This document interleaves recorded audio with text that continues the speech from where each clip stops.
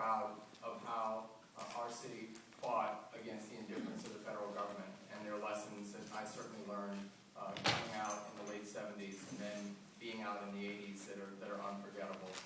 This is a very important time, and it's important that we're here to look at what the next mayor must do around HIV and AIDS.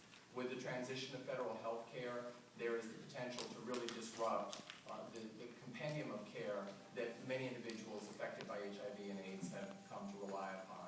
And we are in the forefront in that we're participating as a model county with this federal transition and looking at the PATH program.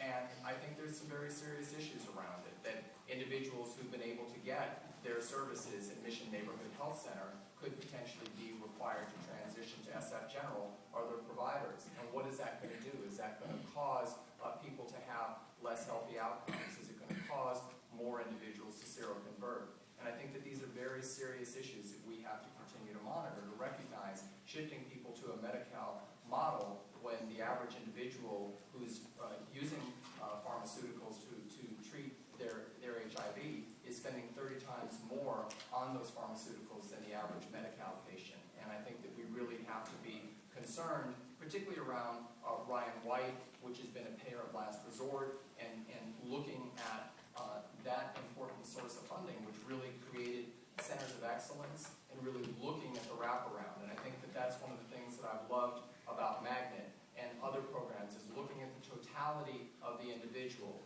If you're a transgender Latina without status in San Francisco, you're affected by a lot of issues. And there's reasons why individuals are seroconverting at such high rates in the transgender community. And that's why I've been so passionate around programs like TEI to address the employment, and why I fought when Ella was defunded by the health department for what I felt were bureaucratic reasons, and fought to get $10,000 in foundation money and to work with Supervisor Campos on an ad back to keep Ella there.